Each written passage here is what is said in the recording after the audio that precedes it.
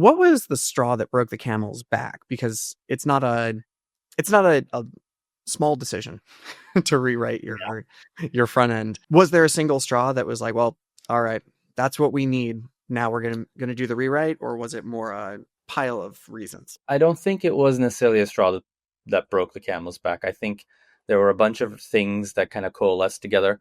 There was a technical piece of it, which was that both of the technologies we were using, Knockout.js and CoffeeScript, were dead and abandoned. There was a sort of recruiting aspect to it, which is that like when you're using dead and abandoned technologies, it's harder to find people that know how to use them. And even if people don't know how to use them, they don't necessarily want to learn how to use them. Like who wants to learn you know, a language or a library that is not really helping you sort of invest in your career growth when no one else is likely to use it in the future, or at least a diminishing number of people are likely to use it in the future. Another piece was developer velocity. It's simply harder to write things in a safe way in CoffeeScript and Knockout.js compared to React and TypeScript. And they definitely were looking to sort of build a lot more features with a lot more speed.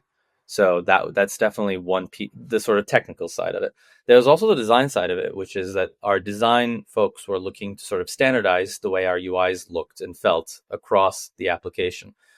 When there's so many different teams working simultaneously on so many different parts and so many different features of a platform that, provides things like being able to send emails, being able to send push notifications, being able to create custom audiences and all these things, you don't want it to necessarily look like a patchwork of different applications that were all stitched together.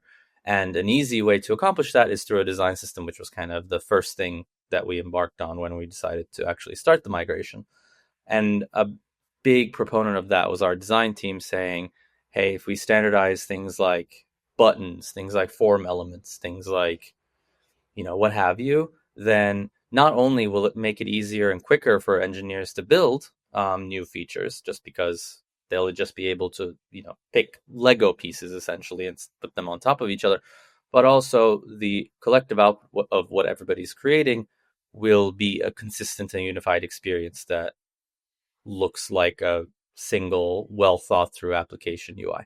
So those were kind of, I think, the big sort of technical as well as design specific reasons. There are also business reasons, which I guess kind of goes back to those technical and design reasons. Ultimately, it's a good thing for your product to appear polished and for you to be able to launch features quickly without bugs and without getting constantly bogged down by, oh, how do we do this? And it's very complicated and challenging and nobody really understands how we do this. So that also helped the business to invest in our ability to execute on our long-term vision and our objectives and things like that. So that's kind of the coalescing of all of the different factors that led to this moment, that moment of the migration beginning.